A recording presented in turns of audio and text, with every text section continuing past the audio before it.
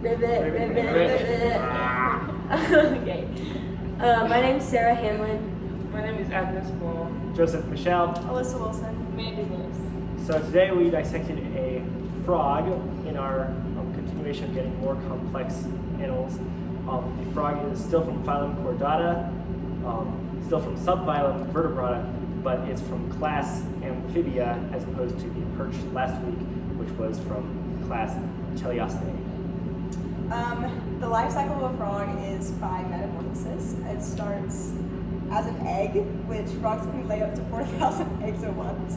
Then it goes to a tadpole, which hatches from the egg. Then a tadpole with legs, and the hind legs begin to form and the organs begin to form. Then it turns into a froglet, and the body shrinks, and the front and hind legs are formed, and the tail begins to disappear.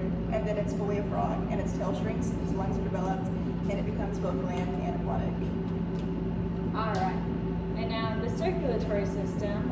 In comparison to invertebrates, both the perch and the frog have some major differences. Invertebrates have an open circulatory system where blood is pumped throughout the entire body cavity, whereas vertebrates, such as the perch and the frog, have a closed circulatory system where the blood is contained within arteries, veins, and capillaries.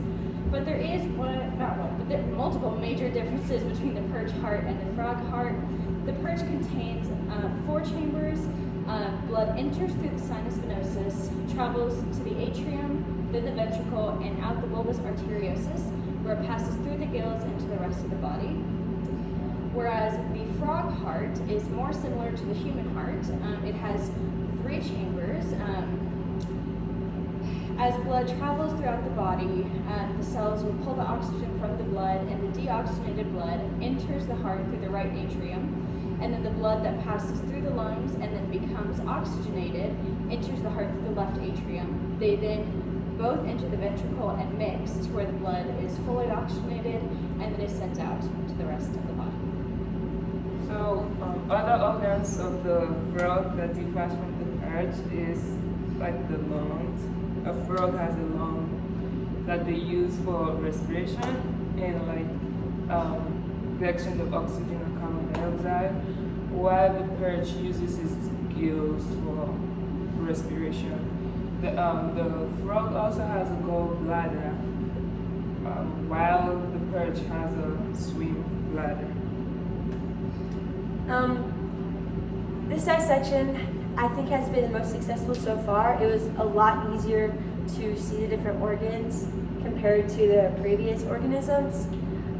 So we first cut open the skin and then the muscle, and then we were able to identify the liver, the lungs, the heart, the gallbladder, the small and large intestines, the stomach, and the spleen. So, and we also determined that our frog was indeed male just because of the lack of ovaries, and it was a little smaller in size. And so this has been a great, successful lab. Thank you. Thank you.